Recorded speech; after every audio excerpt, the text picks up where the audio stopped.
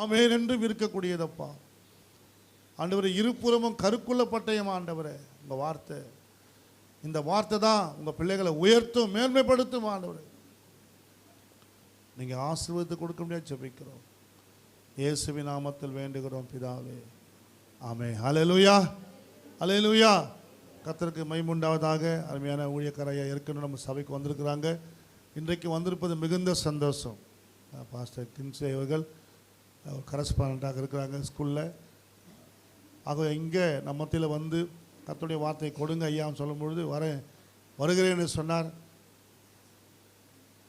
வந்திருப்பது மிகுந்த சந்தோஷம். எத்தனை பேர் ஆமென் சொல்கிறீங்க? அல்லேலூயா. ஆகவே கைகளை தட்டி கர்த்தருடைய வார்த்தைக்கு அவங்களை வரவேற்று.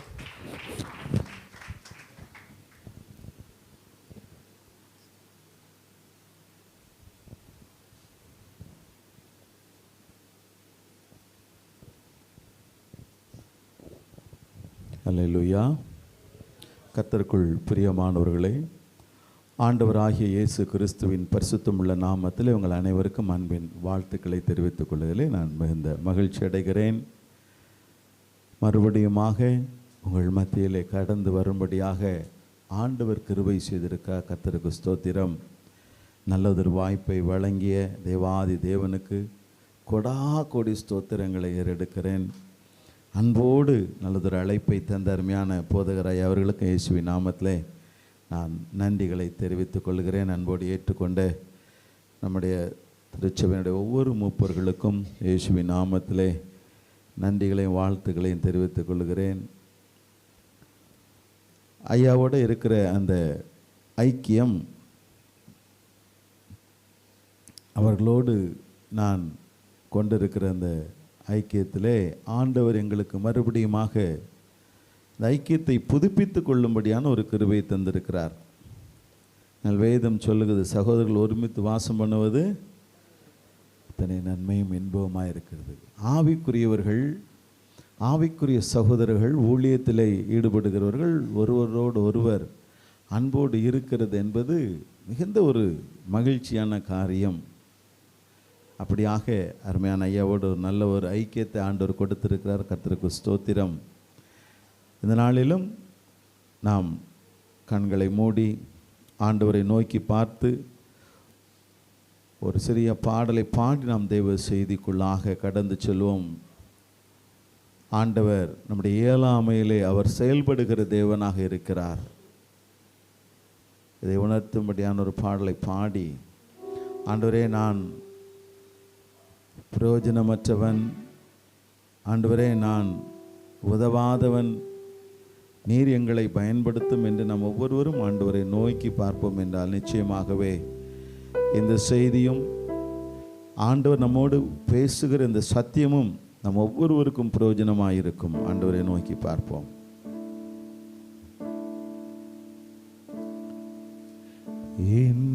இயலாமையில் நீர் செயல்படுவே, உன் கரம் என்னை விலகாதிருக்கும்.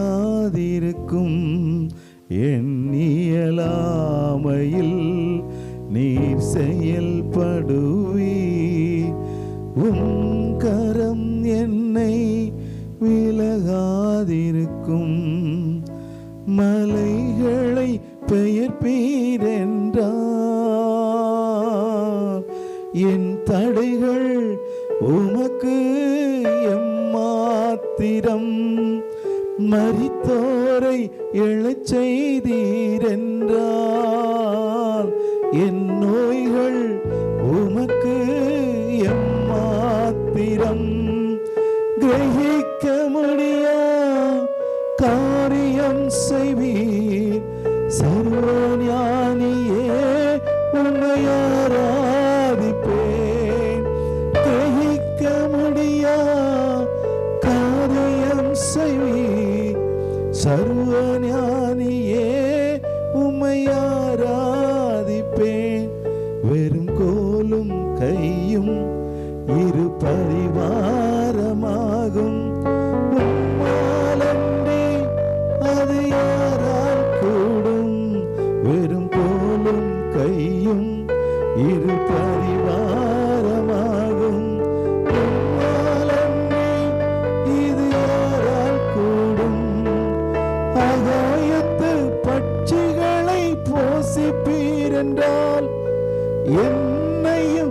போஷிப்பது நிச்சயமே. காட்டு புஷ்பங்களை உடுத்துவது நீரே என்றால் என்னை குறைவின்றி நடத்துவது நிச்சயமே. கிரகிக்கையிலா காரியம் செய்வீர். சர்வஞானியே உம்மை ஆராதிப்பேன். கிரகிக்கையிலா காரியம் செய்வீர். சர்வஞானியே உம்மை ஆராதிப்பேன். கிரகிக்கையிலா காரியம் செய்வீர். சர்வஞானியே உம்மை ஆராதிப்பேன். ஆம் ஆண்டவரே, நீர் சர்வ ஞானம் உள்ள தேவன் ஆண்டவரே, சர்வத்துக்கும் வல்லமை உடைய தேவன் ஆண்டவரே. அப்பா, நீர் எங்களை நடத்துகிறவர் ஆண்டவரே. நாங்கள் எங்கள் வாழ்க்கையிலே உம்மை பற்றி கொண்ட நாளை நினைவு கூறுகிறோம். உம்மை ஆண்டவரே கரம் பிடித்த நாளை நாங்கள் நினைவு கூறுகிறோம். அன்றைக்கு வெறும் கோலும் கையுமாக நாங்கள் ஆண்டவரே அப்பா தகப்பனே காணப்பட்டோம். அப்பா, இன்றைக்கு நீர் எங்களை 2 பரிவாரங்களுக்கு அதிகாரங்களாய் மாற்றி இருக்கிறீர் ஐயா. அது மாத்திரமல்ல தகப்பனே, ஆமாண்டவரே, நீர் ஆகாயத்து பட்சிகளை போஷிக்கிற தேவனாய் இருக்கிறீர். காட்டு புஷ்பங்களை உடுத்துகிற தேவனாய் இருக்கிறீர். எங்களை குறைவின்றி நடத்துகிறீர் ஐயா. இந்த நாளிலும் தகப்பனே, ஒருவேளை ராஜா என்னென்ன தேவைகளோடு ஆண்டவரே, என்னென்ன எதிர்பார்ப்புகளோடு உம்முடைய சமூகத்திலே ஆண்டவரே உம்முடைய பிள்ளைகள் கடந்து வந்திருந்தாலும் எல்லாவற்றையும் நீர் அருளுகிறதுக்கு கிருபை உள்ள தேவனாயிருக்கிறீரப்பா. நீர் எங்களை மறவாத தேவன், நீர் எங்களை மறவாத தேவன். ஆமா ஆண்டவரே, தாய் உன்னை மறந்தாலும் நான் உன்னை மறவேன் என்று எங்களுக்கு வாக்கு கொடுத்திருக்கிற ஆண்டவர், எங்களை நினைவு கூறுகிறபடினாலே நன்றி செலுத்துகிறோம். இந்த நாளிலும் கூட தகப்பனே எங்களை தாழ்த்துகிறோம். உங்க நாமத்தை மகிமைப்படுத்த கர்த்தர் உதவி செய்ய ஜெபிக்கிறோம். அடிமையை மறைத்து கொள்ளும் ஆண்டவர் கிருபையாய் வெளிப்படுவீராக. இயேசுவின் நாமத்தில் பிதாவே, ஆமேன். ஹல்லேலூயா. கர்த்தருக்குள் பிரியமானவர்களே, இந்த நாளிலும் தெய்வ செய்திக்காக ஆண்டவர் கொடுத்திருக்கிற வேத பகுதி ஆதியாகமங்களின் புஸ்தகம் 17ஆம் அதிகாரம் 1ஆம் வசனம்.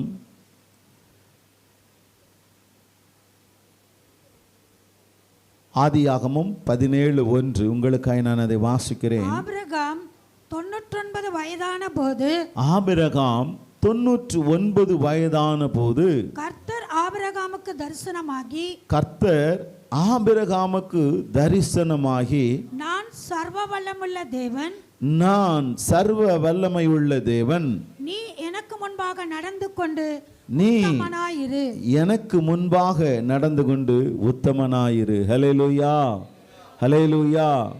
நீ எனக்கு முன்பாக நடந்து கொண்டு உத்தமனாயிரு. கர்த்தருக்குள் பிரியமான தேவ பிள்ளைகளே, நம்மிடத்திலே ஆண்டவர் இன்றைக்கு எதிர்பார்க்கிற ஒரு காரியம் என்ன என்பதை இந்த வசனத்தின் மூலமாக நாம் உணர முடியும். ஆண்டவர் நம்மிடத்தில் எதிர்பார்க்கிறாரு. ஆபிரகாம் இடத்துல என்ன எதிர்பார்த்தார்? நான் சர்வ வல்லமையுள்ள தேவன், நீ எனக்கு முன்பாக நடந்து கொண்டு உத்தமனாயிரு என்று. கர்த்தருக்குள் பிரியமானவர்களே, ஆண்டவருடைய பார்வையிலே நாம் இன்றைக்கு எப்பேற்பட்டவர்களாய் காணப்படுகிறோம்? ஆபிரகாமுடைய வாழ்க்கையை நாம் எடுத்து பார்க்கும் பொழுது அங்கே அவன் உத்தமனாக இருந்தான் என்று பார்க்கிறோம். வேதத்திலே நாம் பார்க்கும் பொழுது பல உத்தமர்களை நாம் பார்க்க முடியும். யோபை குறித்து ஆண்டவர் அங்கே சாட்சி கொடுக்கிறார். உத்தமனும் சன்மார்க்கனும் தேவனுக்கு பயந்து பொல்லாப்புக்கு விலகுகிறவன் என்று யோபை குறித்து அங்கே ஆண்டவர் சாட்சி கொடுக்கிறதை நாம் காண முடியும். அதுபோல மோசேயை கொடுத்து ஆண்டவர் சாட்சி கொடுக்கிறார், என் வீட்டில் எங்கும் உண்மை உள்ளவன் என்று. கர்த்தருக்குள் பிரியமான தேவ பிள்ளைகளே, ஆண்டவர் இப்படியாக வேதத்திலே அநேக தேவ மனிதர்களை குறித்து சாட்சி கொடுக்கிறார். தாவீதை குறித்து அவர் சாட்சி கொடுக்கிற பொழுது என் இருதயத்துக்கு ஏற்ற தாசன் என்று சொல்லுகிறார். கர்த்தருக்குள் பிரியமான தேவ பிள்ளைகளே, வேதத்திலே ஆண்டவரை பிரியப்படுத்துகிறவர்கள், ஆண்டவருக்கு பிரியமாக இருக்கிறவர்கள், ஆண்டவரை மகிமைப்படுத்துகிறவர்கள், ஆண்டவரை உயர்த்துகிறவர்கள், ஆண்டவரை முன்வைத்து வாழ்க்கையை வாழ்கிறவர்கள் தங்களுடைய வாழ்க்கையிலே எப்படி நடந்து கொண்டார்கள் என்பதை வேதத்தின் அநேக பகுதிகள் மூலமாக நாம் உணர்ந்து கொள்ள முடியும். நாம் இன்றைக்கு நம்முடைய வாழ்க்கை எப்படிப்பட்டதாக காணப்படுகிறது என்பதை இன்றைக்கு சிந்திக்கும்படியாக ஆண்டவருடைய சமூகத்திலே நாம் ஒன்று கூடி இருக்கிறோம். ஆண்டவர் அந்த காரியங்கள் எல்லாவற்றையும் சிந்தித்து, ஆண்டவரே நானும் இன்றைக்கு உமக்கு முன்பாக உத்தமமாக உண்மையாக ஆண்டவருக்கு பிரியமாக நான் வாழ வேண்டும் என்று நம்மை அர்ப்பணிக்கும்படியாக இந்த அருமையான காலத்தை, இந்த அருமையான நாளை, இந்த பரிசுத்த ஓய்வு நாளை நமக்கு ஆண்டவர் கொடுத்திருக்கிறார். ஹல்லேலூயா. கர்த்தருக்குள் பிரியமான தேவ பிள்ளைகளே, ஆண்டவர் உத்தமத்திலே பிரியப்படுகிற தேவனாக இருக்கிறார். அவர் நம்மிடத்தில் எதிர்பார்க்கிறது பொன்னையோ வெள்ளியோ பொருளையோ அல்ல. அநேக நேரங்களிலே நாம் என்ன நினைக்கிறோம், ஆண்டவருக்கு நாம் காணிக்கை கொடுத்து விட்டால் மாத்திரம் போதும் என்று நினைக்கிறோம். அல்லது ஒரு காணிக்கை கொடுப்பதன் நிமித்தமாக ஆண்டவரை திருப்திப்படுத்தலாம் என்று நினைக்கிறோம். அல்லது ஆண்டவரே நாம் ஏதோ ஒரு விதத்தில் திருப்திப்படுத்தி விடலாம் என்று நினைக்கிறோம். நிச்சயமாகவே இல்லை. வேதம் சொல்லுகிறது, மனிதன் உலகம் முழுவதையும் ஆதாயப்படுத்தினாலும் தன் ஜீவனை நஷ்டப்படுத்தினால் அவனுக்கு லாபம் என்ன? நன்றாக யோசித்து பாருங்கள். கர்த்தருக்குள் பிரியமான தேவர்களே, நம் வாழ்க்கை ஆண்டவருக்கு பிரியமானதாய் காணப்படுகிறோம். ஆண்டவருக்கு பிரியமானதாய் காணப்பட வேண்டியது அவசியமாய் இருக்கிறது. இன்றைக்கு நம்முடைய வாழ்க்கை ஆண்டவருக்கு பிரியமாய் காணப்படுகிறதா? ஆண்டவருக்கு உத்தமமாக நாம் நடக்கிறவர்களாய் காணப்படுகிறோமா? ஆண்டவருக்கு உண்மையுள்ளவர்களாய் நாம் இன்றைக்கு வாழ்ந்து கொண்டிருக்கிறோமா? நம்முடைய வாழ்க்கையிலே நாம் இன்றைக்கு அவரை பிரியப்படுத்துகிறவர்களாக, அவரை மகிமைப்படுத்துகிறவர்களாக நாம் காணப்படுகிறோமா? இன்றைக்கு நாம் நம்முடைய வாழ்க்கை எப்படிப்பட்டதாக இருக்கிறது? வேதத்தில் ஒரு பகுதி என்னை அடிக்கடியாக நான் அதை யோசிக்கிறது உண்டு. அப்போஸ்தலனாகிய பவுல் ரோமருக்கு எழுதின நிருபம் 1 அதிகாரம் 21 வசனத்தை நம்மில் யாராவது ஒருவர் வாசிப்போம். அவர்கள் தேவனை அறிந்தும் அவரை தேவனென்று மகிமைப்படுத்தாமலும் ஸ்தோத்தரியாமலும் இருந்து தங்கள் சிந்தனைகளினாலே வீணரானார்கள். உணர்வில்லாத அவர்களுடைய இருதயம் இருளடைந்தது. கர்த்தருக்குள் பிரியமான சகோதரனே, சகோதரியே, அவர்கள் தேவனை அறிந்தும். அப்படி என்றால் இந்த வசனம் யாருக்காக சொல்லப்பட்டிருக்கிறது? தேவனை குறித்து அறிந்தவர்களுக்காக. தேவனை குறித்து அறியாதவர்களுக்காக இது சொல்லப்படவில்லை. வேதத்தை நாம் நன்றாய் உணர்ந்து கொள்ள வேண்டும். வேதத்திலே தேவனை ஏற்றுக்கொண்டவர்கள், ஆண்டவரை நாம் நம்முடைய சொந்த இரட்சகராக ஏற்றுக்கொண்டவர்களுக்காக அநேக காரியங்கள் வைக்கப்பட்டு இருக்கிறது. அதிலே இங்கே சொல்லப்படுகிற ஒரு காரியம் என்னவென்றால், அவர்கள் தேவனை அறிந்தும் என்று சொல்லப்படுகிற வேளையிலே ஏற்கனவே அவர்கள் ஆண்டவரை தங்கள் சொந்த இரட்சகராக ஏற்றுக்கொண்டவர்கள். அவர்கள் தேவனை அறிந்தும் அவரை தேவனென்று மகிமைப்படுத்தாமலும். தேவனை அறிந்து இருக்கிறார்கள், ஆனால் தேவனை என்ன செய்கிறதில்ல? மகிமைப்படுத்துகிறதில்லை. அநேக நேரங்களில் பார்க்கும் பொழுது தனக்கு இன்னார் தகப்பன் என்பதை பிள்ளைகள் அறிந்திருப்பார்கள். ஆனால் தகப்பனுக்கு கொடுக்க வேண்டிய கனத்தை கொடுக்கிறதில்லை. அப்படி என்றால் தகப்பன் என்ன செய்வார்? சந்தோஷப்படுவாரா? ஒரு தகப்பனுக்கு கொடுக்க வேண்டிய கனத்தை பிள்ளைகள் கொடுக்கவில்லை என்றால் தகப்பன் துக்கம் அடைகிறவராய் காணப்படுகிறார், வேதனை அடைகிறவராய் காணப்படுகிறார். இந்த உலக பிரகாரமான ஒரு தகப்பன் தன்னுடைய பிள்ளைகள் தனக்கு கனத்தை செலுத்தவில்லை என்கிற பொழுது வேதனை அடைகிறார்.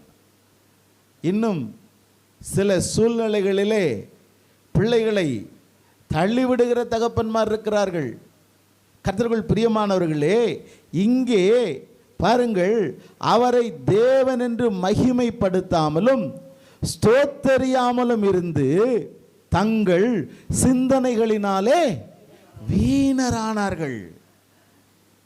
ஆண்டவருக்கு பிரியமான சகோதரனே, சகோதரி, அன்பு வாலிப தம்பி, தங்கச்சி, நாம் இன்றைக்கு ஆண்டவரை மகிமைப்படுத்துகிறவர்களாய் வாழ்ந்து கொண்டிருக்கிறோமா? ஆண்டவரை ஸ்தோத்தரிக்கிறவர்களாய் வாழ்ந்து கொண்டிருக்கிறோமா? ஆண்டவரை உயர்த்துகிறவர்களாய் வாழ்ந்து கொண்டிருக்கிறோமா? ஆண்டவருக்கு கொடுக்க வேண்டிய கனத்தை கொடுக்கிறவர்களாய் வாழ்ந்து கொண்டிருக்கிறோமா? ஆண்டவருக்கு முன்பாக நாம் உண்மை உள்ளவர்களாய் வாழ்ந்து கொண்டிருக்கிறோமா? ஆண்டவருக்கு முன்பாக நாம் உத்தமம் உள்ளவர்களாய் வாழ்ந்து கொண்டிருக்கிறோமா? இல்லை என்றால் நம்முடைய இருதயம் என்ன செய்கிறதாம்? இருளடைந்து விடுகிறதாம். இருளடைந்து விடுகிறது. ஆண்டவரை மகிமைப்படுத்தலைன்னா நம்ம உள்ள என்ன செய்துருதுங்க? இருளடைஞ்சு போகுது. ஒரு கட்டடத்தில் இருளே இருக்குன்னு வச்சுக்கோங்களேன், அந்த கட்டடம் எப்படி ஆகி போகும்? பாழடைந்த கட்டடமாய் மாறி போகும். அப்படிதானே? ஒரு கட்டடம் இருக்குது, அந்த கட்டடத்தில் விளக்கே இல்லைங்க, வெளிச்சமே கிடையாது அப்படின்னு சொன்னால் அந்த கட்டடத்தின் நிலைமை என்ன? பாழடைந்து போகிற ஒரு நிலைமையாய் காணப்பட்டு விடும். கர்த்தருக்குள் பிரியமான தேவ பிள்ளைகளே, நம்முடைய இருதயம் இருளடைந்து போய்விட்டால் நம்முடைய வாழ்க்கை பாழடைந்து போய்விடுகிறதாய் காணப்படுகிறது. ஆகவே தான் எப்பொழுதும் ஆண்டவருக்கு நாம் என்ன செய்ய வேண்டும்? மகிமையை செலுத்தி கொண்டே இருக்க வேண்டியது அவசியமாக இருக்கிறது. ஹல்லேலூயா, ஹல்லேலூயா. கர்த்தருக்குள் பிரியமான தேவ பிள்ளைகளே, இங்கே நமக்கு இன்றைக்கு எதிர்பார்க்கிற காரியம் என்னவென்றால், ஆதியாகமத்திலே ஆண்டவர் நம்மிடத்தில் எதிர்பார்க்கிற ஒரு முக்கியமான காரியம் என்ன? நீ எனக்கு முன்பாக நடந்து கொண்டு உத்தமனாயிரு. எந்தெந்த காரியங்களிலே நாம் உத்தமமாய் இருக்க வேண்டும் என்று ஆபிரகாமுடைய இந்த பகுதியிலிருந்து சில காரியங்களை நாம் கற்றுக்கொள்ளுவோம். பாருங்கள், முதலாவதாக நாம் ஆபிரகாம் நமக்கு ஒரு அருமையான காரியத்தை கற்றுக் கொடுத்திருக்கிறார்.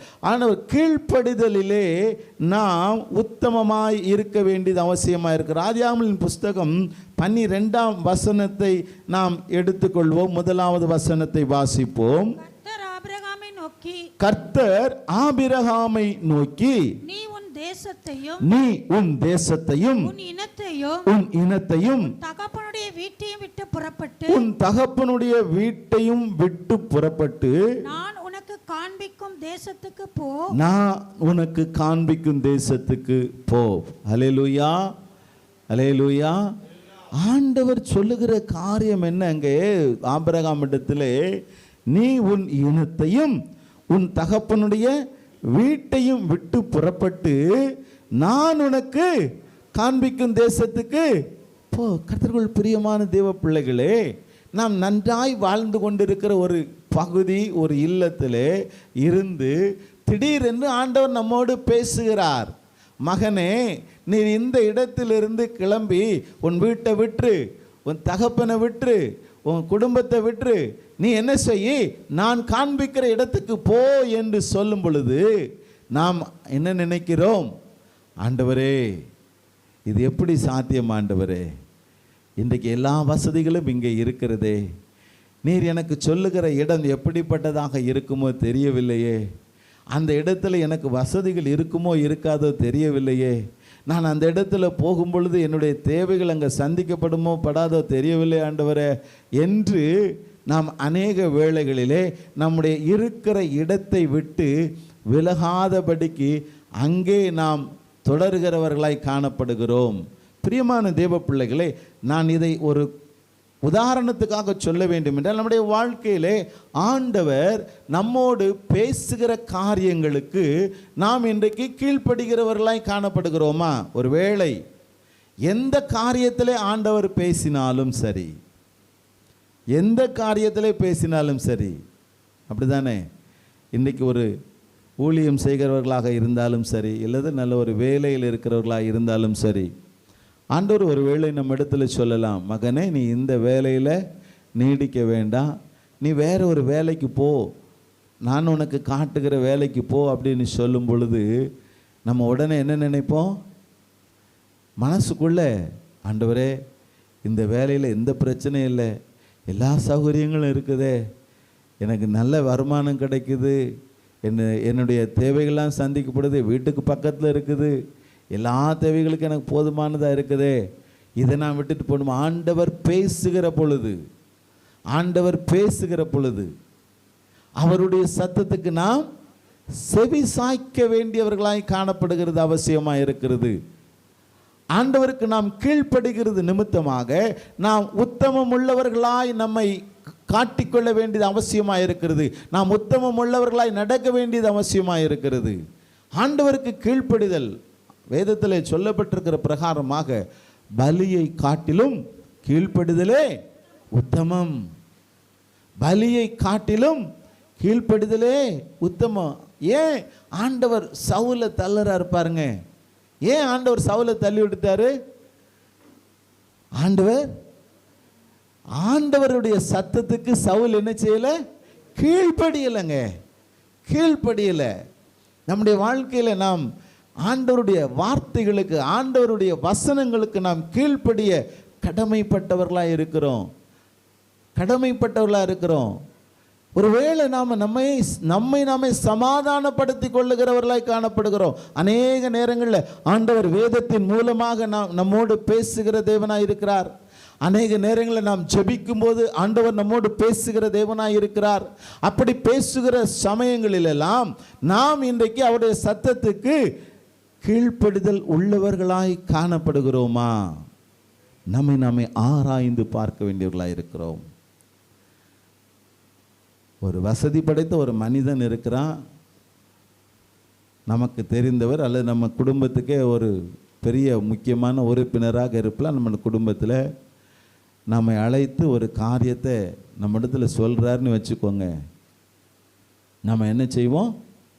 உடனே நம்ம குடும்பத்திலே பெரியவருங்க, வசதி வாய்ப்பெல்லாம் அவருக்கு நிறைய இருக்குதா, அவர் சொல்ல என்ன செய்ய முடியாதுங்க, தட்ட முடியாது.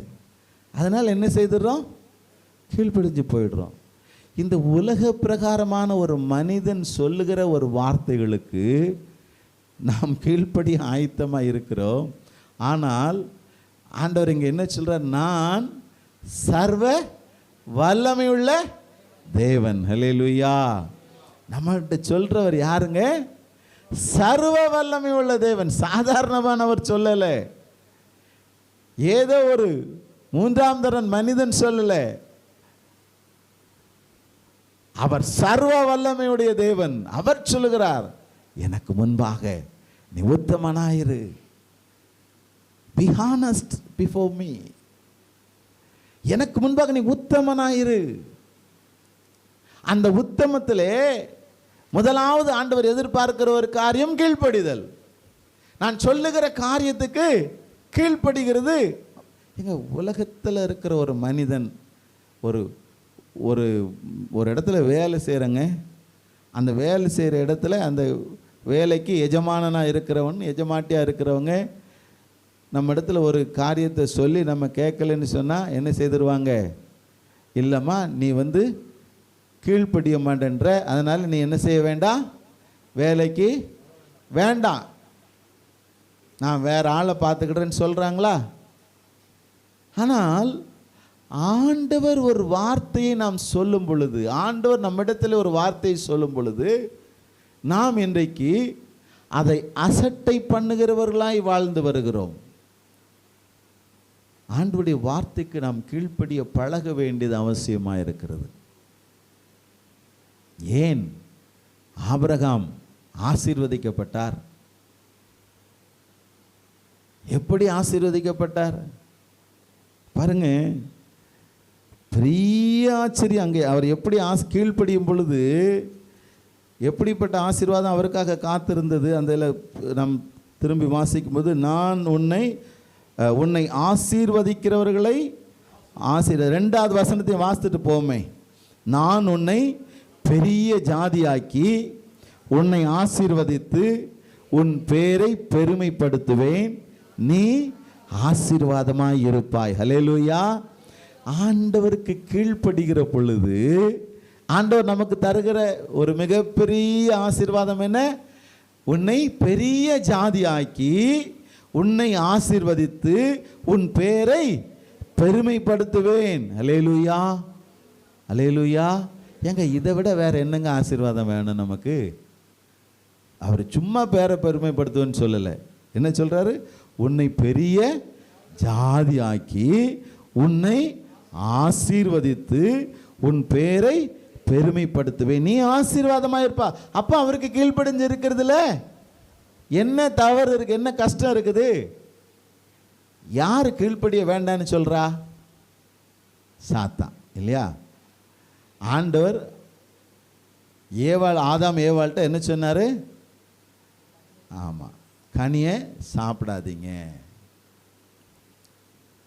நன்மை தீமை அறியத்தக்க அந்த கனியை என்ன செய்யாதீங்க, சாப்பிடாதீங்க. எல்லா விருட்சங்களின் கனிகளையும் நீங்கள் என்ன செய்யுங்க, சாப்பிட்டு கொள்ளுங்க. ஆனால் நன்மை தீமை அறியத்தக்க புசிக்க வேண்டான்னு சொன்னார். ஆனால் எங்கே கீழ்ப்படியாமல் போயிடுறாங்க?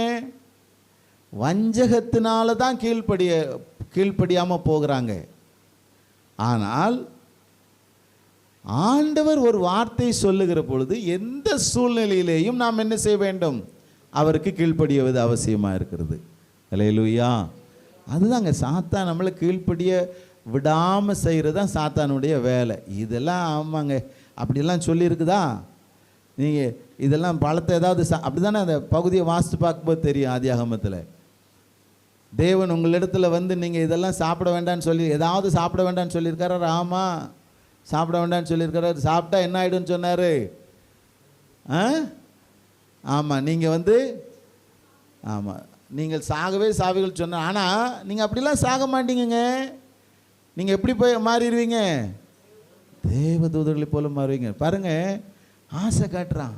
கீழ்ப்படியாமல் இருக்கிறதுக்கு பல சூழ்நிலைகளில் நமக்கு என்ன வருங்க? ஆசை வரும், உலக பிரகாரமான இச்சைகள் வரும். ஆண்டவர் சொல்றார், மகனே இது உனக்கு உகந்ததல்ல, மகளே இது உனக்கு உகந்ததல்ல என்று ஆண்டவர் கட்டாயம் உணர்த்துவாருங்க. தேவ பிள்ளைகளுக்கு நிச்சயமாய் உணர்த்துவார். அதில் மாற்றமே கிடையாது. அவரால் தெரிந்து கொள்ளப்பட்ட பிள்ளைகளுக்கு நிச்சயமாகவே என்ன செய்வார்? ஆண்டவர் ஒரு காரியத்தை ஒரு மனிதனோ ஒரு சகோதரனோ ஒரு சகோதரி ஒரு வாலிப மகளோ வாலிப மகனோ செய்ய முற்படும் பொழுது ஆண்டவர் நிச்சயமாய் உணர்த்துவார். மகனே நீ இதை செய்யக்கூடாது, ஆண்டவருக்கு பிரியமில்லாத காரியமாயிருந்தால் செய்யக்கூடாது என்று நிச்சயமாய் உணர்த்துவார். ஆனால் நாம் என்ன செய்ய தெரியுமா? ஐயோ, இந்த பழம் எப்படி இருக்குங்க, பார்வைக்கு இன்பமாக இருக்கிறது, புசிப்புக்கு நல்லா இருக்கும் போல இருக்க, நல்ல தித்திப்பாக இருக்கும் போல இருக்க அப்படின்னு சொல்லி உடனே நம்ம என்ன செய்துடுறோம்? உலகத்தின் இச்சைகளில் நாங்கள் விழுந்து போகிறவர்களாய் காணப்படுகிறோம். பிசாசானவனுடைய வலையிலே நாம் விழுந்து போகிறவர்களாய் காணப்படுகிறோம். கண்களின் இச்சைகளிலே நாம் விழுந்து போகிறவர்களாய் காண. அந்த அம்மா என்ன சொன்னாங்க? ஏவாள் பார்வைக்கு நல்லா இருக்குங்க, பார்க்குறதுக்கு அழகாக இருக்குது, இந்த பழம் எப்படி இருக்குதுங்க, பார்வைக்கு அழகாக இருக்குது, பார்க்குறதுக்கு சாப்பிட்றதுக்கு கூட ரொம்ப டேஸ்டியாக இருக்குங்க. ஆனால் ஆண்டவர் என்ன சொல்லியிருக்கிறாரு? மகனே மகளே இதை நீ என்ன செய்யாத, புசியாதே.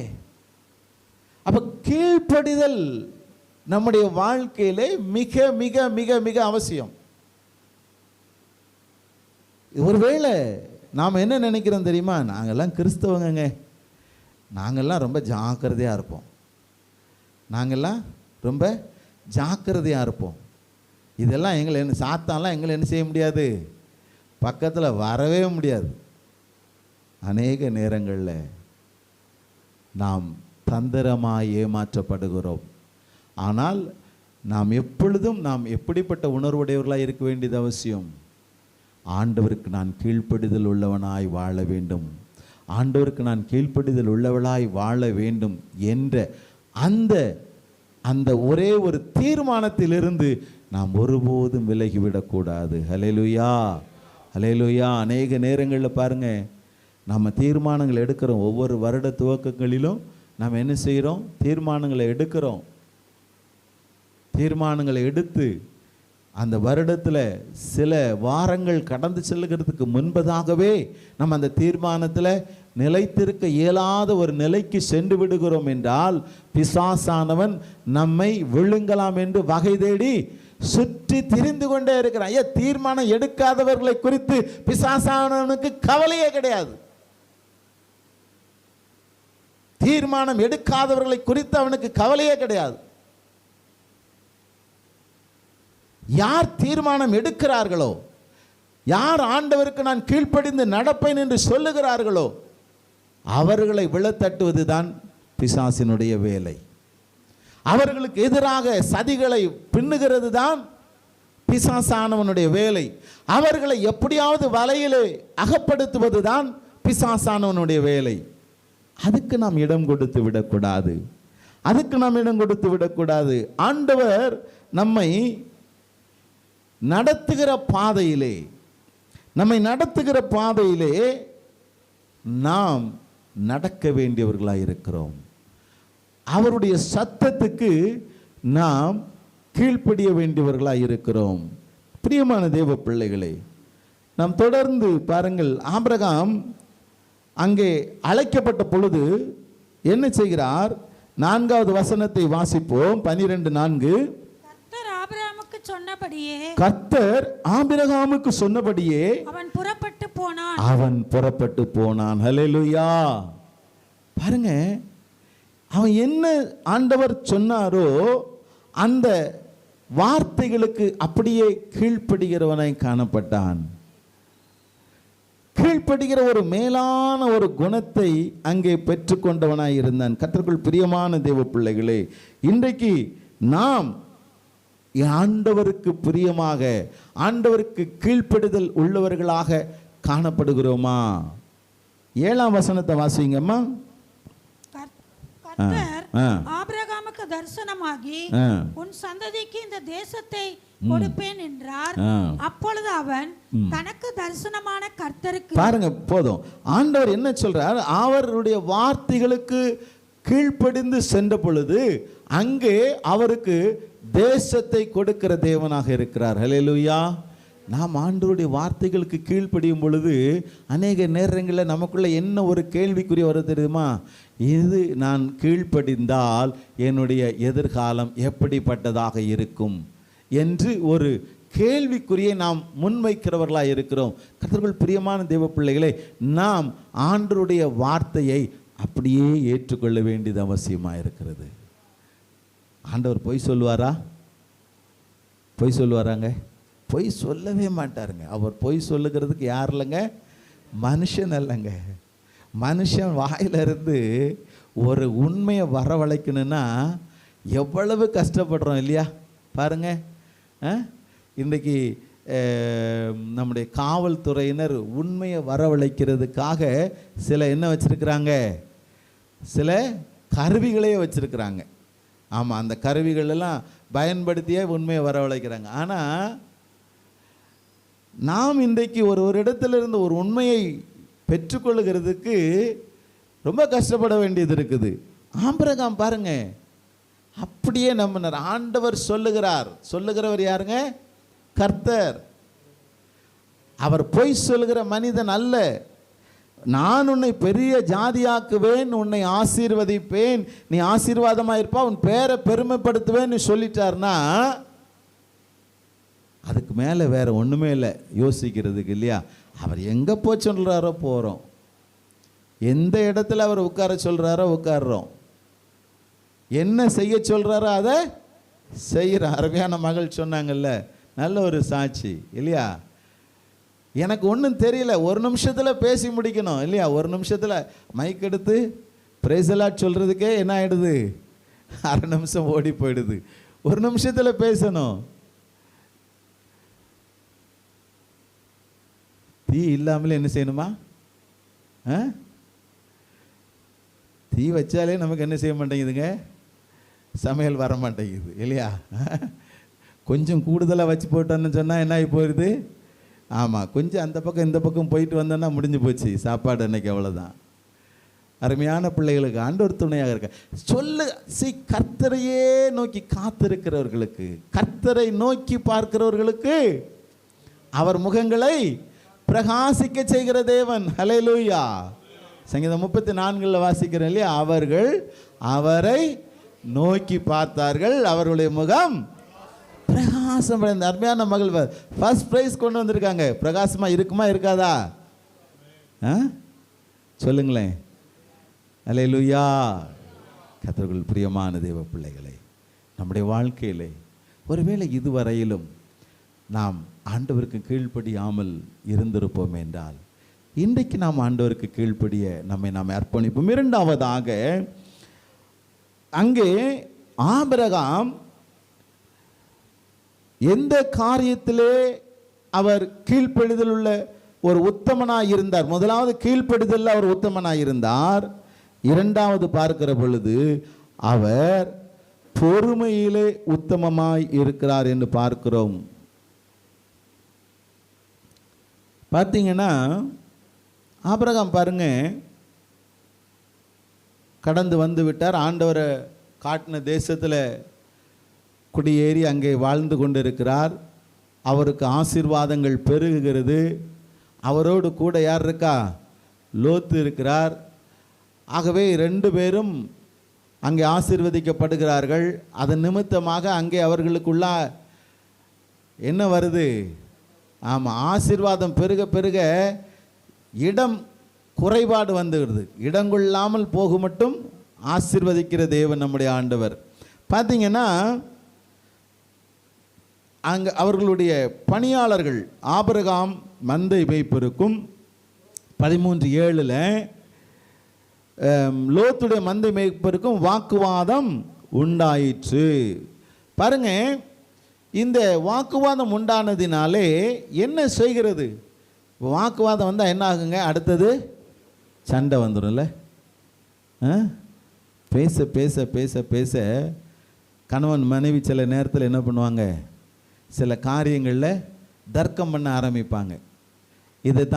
இதுதாங்க நான் சொல்கிறது தான் கரெக்டுங்க, நீங்கள் தப்பாக சொல்கிறீங்க, நான் சொல்கிறது தான் செய்ய முடியுமாங்க. அவர் சொல்லுவார், இல்லை நான் என்ன சொல்லணும் அதுதான் செய்யணும். சில நேரங்களில் பார்த்தீங்கன்னா நல்லா போயிட்டுருக்கும். சில பிள்ளைகளுக்கு தம்முடைய குழந்தைகளுக்கு ஒரு பர்த்டே நடத்தணும்னு வச்சுக்கோங்களேன். அப்பா என்ன சொல்லுவாங்க? இல்லை நம்ம இந்த இடத்துல நடத்துவோம், இப்படி நடத்துவோம், அப்படி நடத்துவோம்னு சொல்லுவார். அம்மா என்ன சொல்லுவாங்க? இல்லை இங்கே இதெல்லாம் பத்தாது, அங்கே தான் போய் நடத்தணும், அந்த இடத்துல தான் வசதியாக இருக்கும். இப்படி அங்கே சில குடும்பத்துக்குள்ளேயே என்ன வந்துடுதுங்க? ஆமாம், பொறுமை இல்லாத ஒரு சூழ்நிலை. கடைசியாக 2 பேரும் கோவப்பட்டுருவாங்க. எதுக்காக தர்க்கம் வந்துச்சோ, எதுக்காக விவாதம் வந்துச்சோ, அதுவே கடைசியில் நடைபெறாத அளவுக்கு ஒரு சூழ்நிலையை சாத்தான் கொண்டு வந்து விடுகிறான். இங்கே ஆபிரகாமுடைய வாழ்க்கையிலே அவர் பொறுமை உள்ளவராக இருந்தார். பொறுமையில் அவர் உத்தமம் உள்ளவராக இருந்தார். ஆண்டவர் நம்மிடத்தில் எதிர்பார்க்கிற மிக உத்தமமான காரியத்திலே இரண்டாவது ஒரு காரியம் என்ன? பொறுமை. பொறுமை. ஆம், பிரியமான தெய்வ பிள்ளைகளே, நம்முடைய வாழ்க்கையில் பாருங்க, அநேக காரியங்களில் பொறுமை இழந்து போகிறதுனால நம்ம நிறைய பிரச்சனைகளை சந்திக்கிறோம். ஆபிரகாமுடைய மனைவி சாராள் என்ன இழந்து போனாங்க? பொறுமையை இழந்து போனாங்கல்ல. அப்படிதானே? ஆண்டவர் அவர்களுக்கு சொல்லியிருந்தார், நான் உன்னை பெரிய ஜாதி ஆக்குவேன்னு சொல்லியிருக்கிறார். அப்படி என்றால் அவருடைய சந்ததியை ஆசீர்வதிப்பேன்னு அர்த்தம் அது. ஆனால் இந்த அம்மாவுக்கு என்ன? பொறுமை இல்லை. ஐயையோ வயசாயிட்டே போதே, எங்கள் சந்ததி கிடைக்காமல் போய்விடுமோ என்ற ஒரு பயம். அந்த பயத்தினால் என்ன பண்ணாங்க? பொறுமை இழந்துடுறாங்க. தனக்கென்று தன்னுடைய கணவனாகி ஆபிரகாமுக்கு ஒரு மறுமனையாட்டியை ஏற்படுத்துகிறார்கள். அதன் நிமித்தமாக இன்றைக்கு இஸ்மவேல் என்ற ஒரு கோத்திரம் உருவாகும்படியான ஒரு சூழ்நிலை வருகிறது. பொறுமை இழந்து போகக்கூடாது எந்த சூழ்நிலையிலையுமே. கொஞ்ச காலம், அதாவது சில நேரத்தில் பார்த்தீங்கன்னா ஒரு உயரமான இடத்துல ஏறிட்டே இருப்போம். ஒரு 75-80% ஏறியிருப்போங்க. அதுக்கப்புறமா இருக்கக்கூடியது எவ்வளோ தான்? கொஞ்சம் தான், ஒரு 10% 20% தான் இருக்கும். அதை நம்ம நிச்சயம் கொஞ்சம் பொறுமையாக இருந்தால் என்ன செய்திடலாம்? ஏறிடலாம். அது ஒன்றும் பெரிய கஷ்டம் இல்லை. 80% ஏறி வந்திருக்கோம்ல, அப்போ 20% ஏறுறது ஒன்றும் பெரிய கஷ்டம் இல்லை. ஆனால் என்ன பண்ணுவாங்க? அந்த 80%ல் வந்து நிற்கும்போது சோர்ந்துருவாங்க. ஐயையோ, இதெல்லாம் வேண்டான்னு நான் அப்போவே சொன்னேங்க, இவ்வளோ தூரம் வந்து ஏறணுமா, வேண்டாம், நமக்கு அப்படி என்ன செய்திடலாம்? கீழே போயிடலாம். அங்கே மேலே போனால் நமக்கு ஒரு சமமான இடத்த, ஒரு ஆசீர்வாதமான வாழ்க்கையை ஆண்டவர் வச்சுருப்பார். அல்லேலூயா. அநேக நேரங்களில் பாருங்கள், நம்ம பொறுமையை இழந்து போகிறதுனால பெரிய பிரச்சனை வருது. அந்த அம்மா பொறுமை இழந்து போனாங்க. கடைசியில் என்னாச்சு? அவங்களே ஆகார துரத்துற மாதிரி ஆகி போச்சு இல்லை? இன்றைக்கும் கெட்ட பேர் தானே, கெட்ட பேர் தானே இல்லையா? இன்றைக்கும் சொல்கிறேன்ல, ஆகார யார் துரத்திட்டா? சாரால் துரத்திட்டாங்க சொல்கிறோமா இல்லையா? அப்போ எப்படி பேர்? ஆக பொறுமை இழந்து விடாதபடிக்கு ஆண்டவருடைய வார்த்தைக்கு நாம் என்ன செய்ய வேண்டும்? கீழ்ப்படிந்து பொறுமையோடு இருக்க வேண்டியது அவசியமாக இருக்கிறது. கர்த்தர் நம்மை உயர்த்துகிற வரைக்கும், அவர் உங்களை உயர்த்துகிற வரைக்கும் அவருடைய கரத்துக்குள்ளே என்ன செய்யணும்? ஆமாம். சில பேர் என்ன செய்யறதில்ல, அடங்கி இருக்கிறது இல்லை. நான் வந்து பார்த்துருவேங்க, இல்லைங்க இது என்னால் முடியும், என்ன நான் இதை சாதிச்சிருவேன், இதுக்கெல்லாம் நம்ம வெயிட் பண்ணுன்றது அவசியமே கிடையாது. அநேக நேரங்களில் பாருங்கள், நீங்கள் எந்த காரியத்தில் வேணாலும் மைண்டில் வச்சுக்கோங்க. இன்றைக்கி நல்லா யோசித்து பாருங்கள், நான் இதை முடிச்சிருவேன்னு சொல்லி நீங்கள் எந்த காரியத்தை செஞ்சிருந்தாலும் நினச்சிருந்தாலும் நான் இன்றைக்கி சொல்கிறேன், அது நிச்சயமாக நிறைவேறியே இருக்காது. அப்படி ஒருவேளை நிறைவேறி இருந்தால் அதில் துக்கமும் வேதனையும் தான் கூடவே இருக்கும். நல்லா யோசிச்சு பாருங்கள். நான் என்று நீங்கள் எதை செய்திருந்தாலும், அது ஒருவேளை கர்த்தருடைய காரியமாக கூட இருக்கலாம். நான் இந்த காரியத்தை செய்துறேன் பாஸ்டர் அப்படின்னு நீங்கள் யாராவது பாஸ்டர்கிட்ட சொல்லிட்டு போகிறீங்கன்னு வைங்களேன், நிச்சயமாக அது ஒன்று முடிஞ்சிருக்காது. அப்படி முடிஞ்சிருந்தா அதில் ஒரு வேதனை இருக்கும். நாம் ஒருபோதும் நம்மை பெருமைப்படுத்துகிற நான் அல்ல, கிறிஸ்துவே என்னில் வாழ்கிறார். பவுல் சொல்றார், நான் என்ன செய்யப்பட்டேன்? சிலுவையில் அறையப்பட்டாச்சு. இனி நான் அல்ல, கிறிஸ்துவே என்னில் வாழ்கிறார். அல்லேலூயா, அல்லேலூயா. அந்த அனுபவம் நமக்குள்ளாக காணப்பட வேண்டியது அவசியமாக இருக்கிறது. அந்த ஆவிக்குரிய அனுபவம் எந்த சூழ்நிலையிலையும் இல்லையா? அந்த அருமையான மகள் சொன்னாங்க, நான் அதை கவனிச்சுட்டு தான் இருந்தேன். ஆண்டவர் எங்களுக்கு உதவி செய்தார் இல்லையா? யார் உதவி செய்தார்? ஆண்டவர் எங்களுக்கு உதவி செய்தார். அல்லேலூயா. ஈசாக்கு விதை விதைத்தான். என்னங்க அப்படிதான் நம்ம சொல்றோம்ல, ஈசாக்கு விதை விதைச்சு 100 மடங்கு கிடைச்சிச்சா? அந்த வசனத்தை வாசிப்புமே.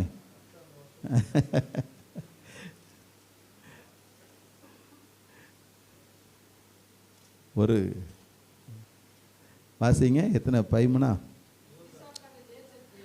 ஈசாக்கு அந்த தேசத்தில் விதை விதைத்தான்,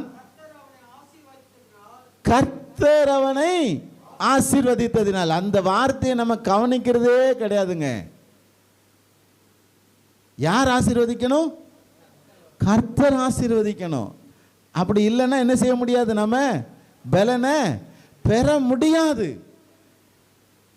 கர்த்தருடைய ஆசீர்வாதமே ஐஸ்வர்யத்தை தரும். அதனோடு கூட என்ன கிடையாதுங்க, வேதனை கிடையாதுங்க. அப்படின்னா நம்ம பொறுமையோடு இல்லைன்னு சொன்னா சாராளுக்கு வந்த மாதிரி நமக்கு என்ன வந்துடும், வேதனை வந்துடும். அநேக நேரங்களில் நம்ம பொறுமையை இழந்து போகிறவர்களாய் காணப்படுகிறோம். நம்முடைய வாழ்க்கை இன்றைக்கு எப்படிப்பட்டதாய் காணப்படுகிறது? எந்த காரியத்தில் நாம் இன்றைக்கு பொறுமையை இழந்தவர்களாய் காணப்படுகிறோம்? ஆண்டுடைய சமூகத்தில் இருக்கிறோம். நாம் இன்றைக்கு கணவன், மனைவி, பிள்ளைகள், நம்முடைய வாழ்க்கையிலே நமக்கு இன்றைக்கு முக்கியமாக தேவையானது என்னது? பொறுமை, நிதானம். கர்த்தர் எனக்கு நடத்துவார், கர்த்தர் என்னை நடத்துவார், கர்த்தர் எங்கள் குடும்பத்தை நடத்துவார், கர்த்தர் எங்களை ஆசீர்வதிப்பார் என்று சொல்லுகிற அந்த ஒரு மேலான அனுபவம் நமக்கு காணப்பட வேண்டியது அவசியமாக இருக்கிறது. ஹல்லேலூயா, ஹல்லேலூயா. அப்படி என்றால் ஆண்டவர் என்ன செய்கிறாரா? நான் 7வது வசனம் 12:7 என்ன சொல்லப்பட்டிருக்கு? உன் சந்ததிக்கு இந்த தேசத்தை கொடுப்பேன் என்றார். பாருங்க, நாம் பொறுமையோடு இருக்கும் பொழுது, நாம் ஆண்டவருக்கு முன்பாக பொறுமையோடு இருக்கிற பொழுது, உத்தமமாக நடக்கும் பொழுது, அவர் தேசத்தை நமக்கு சொந்தமாக்கி தருகிற தேவனாக இருக்கிறார். ஹல்லேலூயா. கடைசியாக 3வதாக ஒரு காரியத்தை சொல்லி நிறைவு செய்கிறேன். சோதனையிலே உத்தமமாக இருக்க வேண்டியது அவசியம். மனிதனுடைய வாழ்க்கையில் பாருங்கள், அநேக நேரங்களில் என்ன வந்துடுது? சோதனை வருகிறது. ஆதியாகமத்தின் புஸ்தகம் 22ஆம் வசனத்தை, 22ஆம் அதிகாரத்தை நாம் எடுத்துக்கொள்வோம் என்றால், அங்கே கர்த்தர், ஆமாம் பாருங்க, ஆபிரகாமுக்கு ஒரு சோதனை வருகிறது. எப்படிப்பட்ட சோதனை வருகிறது? 2வது வசனத்தை வாசிப்போம்.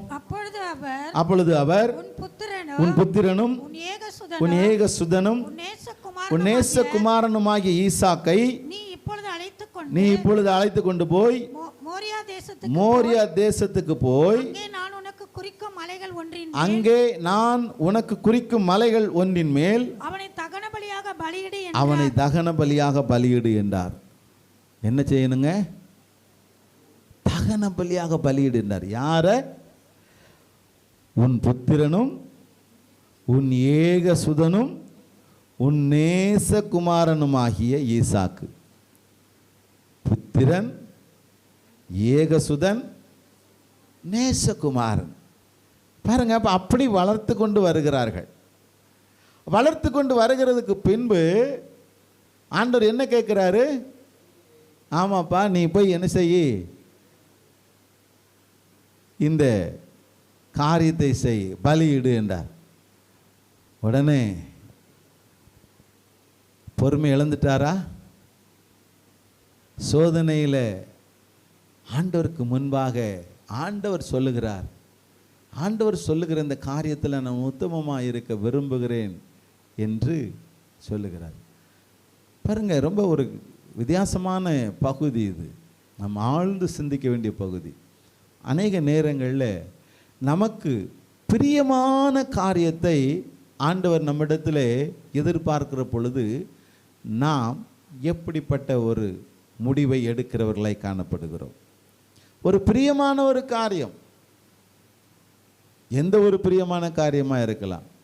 இன்றைக்கி பார்த்தீங்கன்னா சில நேரங்களில் ஊழியத்துக்காக நாம் ஜெபிக்கும் பொழுது ஆண்டவர் உணர்த்துவார், ஒரு குறிப்பிட்ட பிள்ளை, மகனையோ மகளையோ இந்த ஊழியத்துக்கு அனுப்பு அப்படி என்று ஆண்டவர் உணர்த்துகிற பொழுது சிலர் என்ன செய்கிறதில்லை, ஆண்டவரே இந்த பிள்ளை நல்லா படிக்கிற பிள்ளை, இந்த பிள்ளையை நான் என்ன செய்திடுறேன், வீட்டு தேவைக்காக வச்சுக்கிடுறேன்.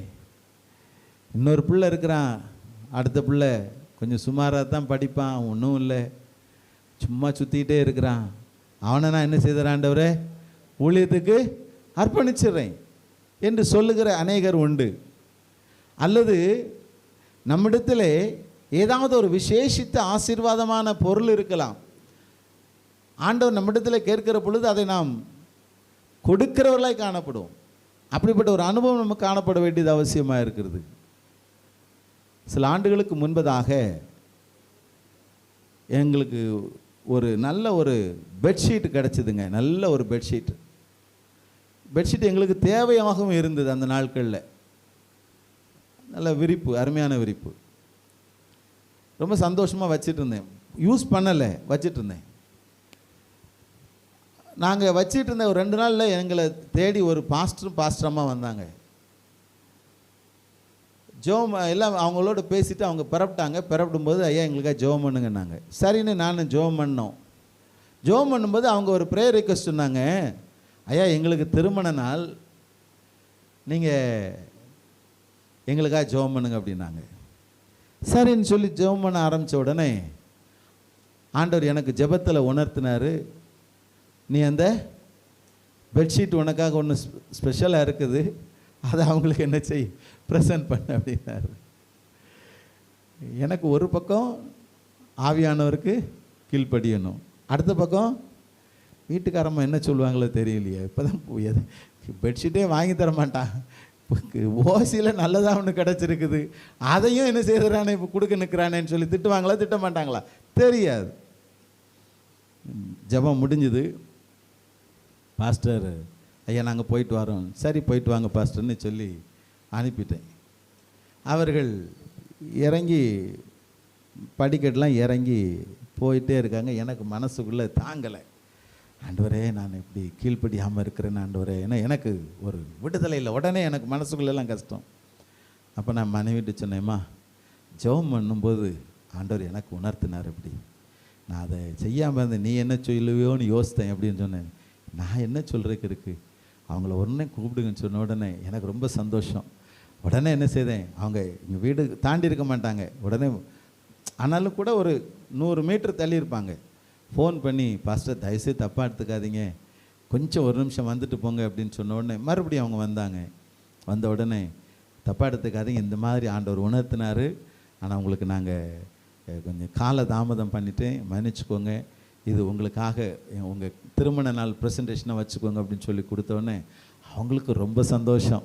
ஐயா ரொம்ப நன்றின்னு சொல்லிட்டு போனாங்க. கர்த்தருக்கு பிரியமான தேவ பிள்ளைகளே, பல நேரங்களில் நமக்கு அருமையானதை நாம் என்ன செய்ய மாட்டோம், விட்டு கொடுக்கறதுக்கு ரொம்ப ரொம்ப யோசிப்போம், ரொம்ப யோசிப்போம்.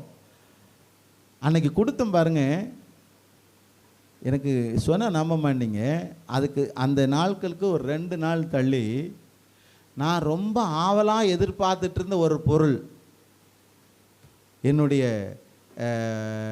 வாகனத்துக்கு ஒரு சிறந்த ஒரு ஸ்பீக்கர் ஒன்று ஃபிக்ஸ் பண்ணணும் அப்படின்னு சொல்லிட்டு ரொம்ப நாளாக நான் யோசிச்சுட்டே இருந்தேன். திடீரென்று ஒரு சகோதரர் வந்தார் அன்னைக்கு, பிரதர் வாங்க, நீங்கள் ஸ்பீக்கர் ரொம்ப நாளாக ஃபிக்ஸ் பண்ணி சொல்லிட்டு இருந்தீங்களே, நம்ம போகலாம் வாங்கன்னு சொல்லி என்னை கூப்பிட்டு வந்தார். இங்கே வடபழனியில் வந்து தான் அந்த இடத்துல ஒரு ஸ்பீக்கர் ஃபிக்ஸ் பண்ணுற ஒரு கடை இருக்குது. அங்கே அவர்கிட்ட கொண்டு போய் வண்டியை நிறுத்தினோம். அவர் எல்லாம் போட்டெல்லாம் முடிச்சிட்டாரு.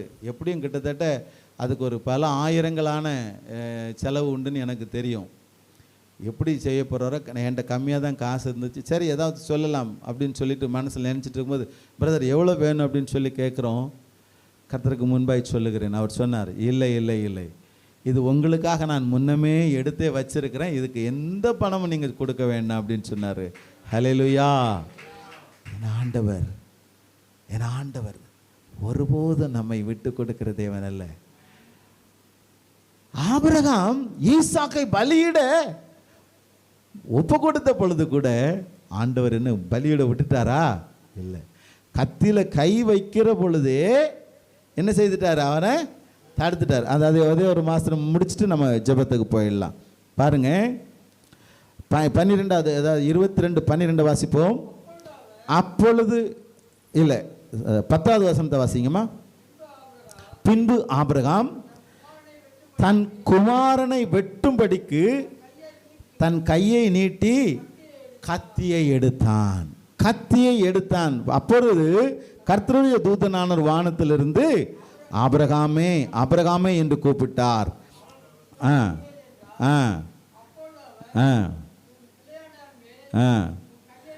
போடாதே, அவனுக்கு ஒன்றும் செய்யாதே, நீ அவனை உன் புத்திரன் என்றும் உன் ஏகசுதன் என்றும் பாராமல் எனக்காக ஒப்பு கொடுத்தபடியினால் நீ தேவனுக்கு பயப்படுகிறவன் என்று இப்பொழுது அறிந்திருக்கிற. ஹல்லேலூயா. ஒப்பு கொடுக்கிற பொழுதுங்க நமக்கு பிரியமானது நம்ம இடத்துல வாங்கணுங்கிறது ஆண்டவருக்கு பிரியமே கிடையாது. அது பிசாசுகளுடைய செயல்கள். நாம் விரும்புகிற ஒரு காரியத்தை நாம் ஆசீர்வாதமாய் பெற்றுக்கொண்டு இருக்கிற ஒரு காரியத்தை நம்மிடத்திலிருந்து அபகரித்துக் கொள்ளுகிற தேவன் அல்ல நம்முடைய தேவன்.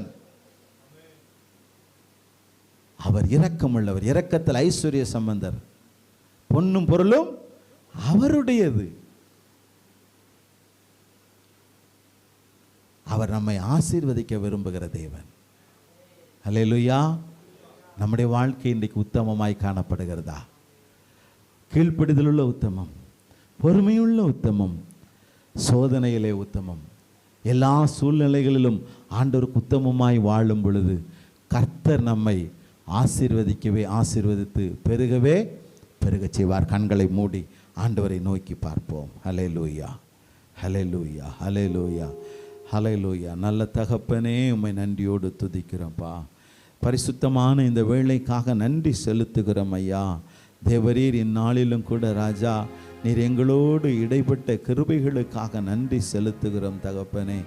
ஆம் ராஜா, ஆண்டவரே, நாங்கள் உத்தமமாய் வாழ விரும்புகிற தேவன் நீரப்பா. ஆபிரகாமை பார்த்து சொன்னீர், நீர் எனக்கு முன்பாக நடந்து கொண்டு உத்தமனாயிரு என்று சொன்னீர். நீ எனக்கு முன்பாக நடந்து கொண்டு உத்தமனாயிரு என்று சொன்னீர். ஆண்டவரே, இன்றைக்கு எங்கள் ஒவ்வொருவரையும் நீர் அப்படியே எதிர்பார்க்கிற தேவனாய் இருக்கிறீரப்பா. ஆண்டவரே, நாங்கள் உத்தமம் உள்ளவர்களாய் வாழ விரும்புகிறீர் ஐயா. உமக்கு பிரியம் உள்ளவர்களாய் வாழ விரும்புகிறீர் ஐயா. ஆண்டவரே, உமக்கு கீழ்ப்படிதல் உள்ளவர்களாய் வாழ விரும்புகிறீர் ஐயா. ஆண்டவரே, நாங்கள் பொறுமை உடையவர்களாய் வாழ விரும்புகிறீர் ஐயா. ஆண்டவரே, சோதனை வரும் பொழுது நாங்கள் தகப்பனே, ஆண்டவரே அப்பா தகப்பனே, எங்களை ஆண்டவரே சோதனையில் எங்களை அர்ப்பணிக்கிறவர்களாக ஆண்டவர் எங்களுக்கு ஆண்டவரே அப்பா தகப்பனே செய்கிற நன்மைகளை பெற்றுக்கொள்ளுகிறதுக்கு ஆயத்தமுள்ளவர்களாக எங்களை அர்ப்பணிக்க, ஆண்டவருக்காக எங்களை அர்ப்பணிக்க, எங்களை ஒப்பு கொடுக்கிறவர்களாக இருக்க ஆண்டவரே நாங்கள் விரும்புகிறோம் அப்பா. தகப்பனே, நீர் எங்களோடு ஆண்டவரே பேசின வார்த்தைகளுக்காக நன்றி ஐயா. இதுவரையிலும் எந்தெந்த காரியத்தில் ஆண்டவரே நான் இன்னும் கீழ்ப்படியாமல் இருக்கிறேனே, இன்னும் ஆண்டவரே உமக்கு கீழ்ப்படியாத காரியமாய் எந்தெந்த காரியங்கள் இருக்கிறதே, இத்தனை நாட்கள் நீர் என்னோடு பேசி வருகிறீர் ஐயா. ஆனாலும் கூட நான் இந்த காரியத்தில் அப்பாவுக்கு கீழ்ப்படியாமல் இருக்கிறேனே, என்னை மன்னியும் என்று சொல்லுவோம். என்னை மன்னியும் ஆண்டவரே அப்பா. நீர் உணர்த்துகிற காரியங்களுக்கு நான் கீழ்ப்படி எனக்கு உதவி செய்யும் அப்பா. நீர் உணர்த்துகிற காரியங்களுக்கு நான் கீழ்ப்படி எனக்கு உதவி செய்யும்படியா ஜெபிக்கிறேன் ஆண்டவரே. ஹல்லேலூயா. ஆண்டவரே, என்னிடத்தில் பொறுமை இல்லைப்பா, என்னிடத்தில் பொறுமை இல்லைப்பா தகப்பனே. நான் இன்னும் பொறுமை உள்ளவனாய் வாழ வேண்டும் ஆண்டவரே. நான் இன்னும் ஆண்டவரே அப்பா காத்திருக்கிறவனாய் வாழ வேண்டும் ஆண்டவரே அப்பா. நான் இன்னும் ஆண்டவரே உம்மை விசுவாசிக்கிறவனாய் வாழ வேண்டும் ஆண்டவரே. அப்படிப்பட்ட ஒரு கிருபையை தரும்படியாக ஜெபிக்கிறேன் ஐயா. ஆமாம் ஆண்டவரே, சோதனைகள் வருகிற பொழுது தகப்பனே நாங்கள் ஆண்டவரே உம்மை விட்டு விலகி விடுகிறவர்களாய் காணப்படுகிறோம் அப்பா. நெருக்கங்கள் வருகிற பொழுது ஆண்டவரே உம்மை மறுதலிக்கிறவர் காணப்படுகிறோம் ஐயா. ஆண்டவரே, நீர் கர்த்தாவே உமக்கென்று ஆண்டவரே நாங்கள் ஆண்டவரே சாட்சியுள்ள வாழ்க்கை வாழ்ந்து ஆண்டவரே உம்முடைய நாமத்தை மகிமைப்படுத்துகிறவர்களாக எந்த சூழ்நிலையிலும் ஆண்டவரே உம்மோடு நெருங்கி நிற்கிறவர்களாய் வாழ கர்த்தர் உதவி செய்ய முடியாது ஜெபிக்கிறோம். அப்படி நீர் எங்களுக்கு உதவி செய்யும்படியாக கெஞ்சி மன்றாடி ஜெபிக்கிறோம். நீர் செய்கிறபடினாலே நன்றி செலுத்துகிறோம் தகப்பன். இந்த திருச்சபையிலே ஆண்டவரே உம்மை கர்த்தாவே அப்பா உயர்த்துகிற ஒவ்வொருவரையும் நீர் ஆசீர்வதிக்கும்படியாக ஜெபிக்கிறேன் அப்பா. ஆமாம் ஆண்டவர், இந்த திருச்சபை ஆசீர்வதியும், திருச்சபையில் இருக்கிற ஒவ்வொரு குடும்பங்களையும் ஆசீர்வதியும். விசேஷமாக அருமையான ஆண்டவரே பாஸ்டருக்காக ஜெபிக்கிறோம்.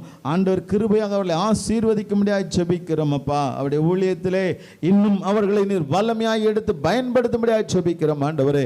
இவர்களோடு தோள் கொடுத்து நிற்கிற ஒவ்வொருவருக்காக, ஊழியர்களுக்காக, துணையாக இருக்கிறவர்களுக்காக ஆண்டவரே அவருடைய குடும்பத்தார்களுக்காக ஜெபிக்கிறோம் அப்பா.